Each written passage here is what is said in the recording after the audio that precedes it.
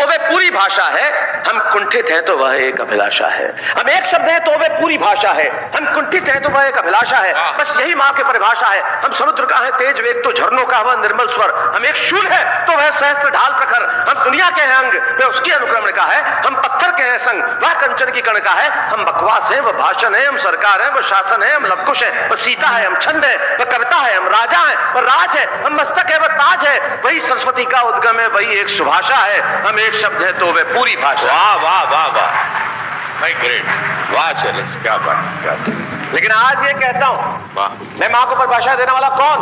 तब कहता हूं कल जब उठकर काम पर जा रहा था तो अचानक लगा कि कोई रोक लेगा मुझे और कहेगा खड़े खड़े दूध मत पी, हजम नहीं होगा, 2 घड़ी सांस ले ले, पर इतनी ठंड और कोट भूल गया, इसे भी अपने पास ले ले। मन में सोचा मां रसोई से बोली होंगी जिसके हाथों में सना आटा होगा। मन में सोचा मां रसोई से बोली होंगी जिसके हाथों में सना आटा होगा, और पलट के देखा तो क्या मालूम था कि वहां सिर्फ सन्नाटा होगा।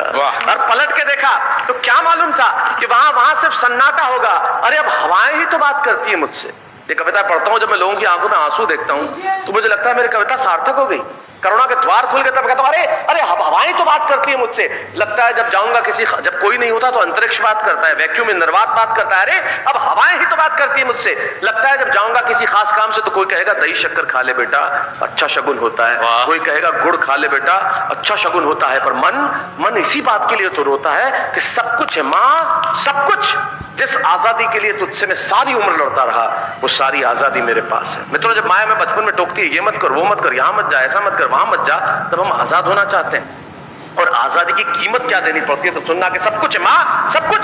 जिस आजादी के लिए तुझसे मैं सारी उम्र लड़ता रहा वो सारी आजादी मेरे पास है। फिर भी न जाने क्यों दिल की हर धड़कन उदास है। कहता था ना तुझसे मैं वही करूंगा जो मेरे जी में आएगा। आज मैं वही सब कुछ करता हूं जो मेरे जी में आता है। बात ये नहीं है कि मैं जो चाहूं कर लूं, मुझे कोई रोकने वाला नहीं है। बात है तो इतनी सी, सुबह देर से उठूं ना तो कोई टोकने वाला नहीं। वाह वाह, आप तो खुद कवि हैं साहब। तब कहता हूं देर से उठूं ना तो कोई टोकने वाला नहीं है। आज आप मंच पे क्यों नहीं है? मुझे लगा आप कविता पढ़ेंगे। रात को देर से लौटूं तो कौन नाराज होगा भला, रात को देर से लौटूं तो कौन नाराज होगा भला।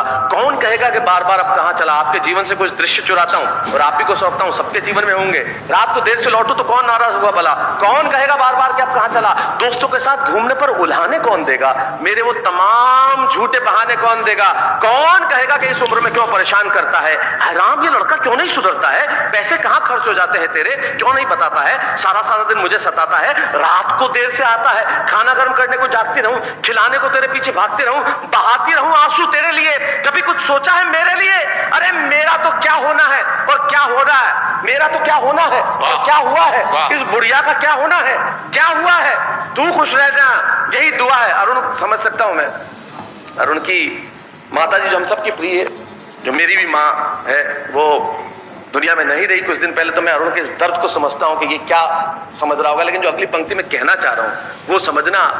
मेरी कई बातें भूल जाइए, 2600 एपिसोड में मैंने आपको क्या कहा भूल जाइए, मैंने अपनी किताबों में क्या लिखा भूल जाइए, शैलेश रुड़ा की हर बात भूल जाइए। लेकिन एक वक्त मेरी याद रख लीजिए, जो कहने जा रहा हूं कि जब कोई नहीं होता तो क्या होता है।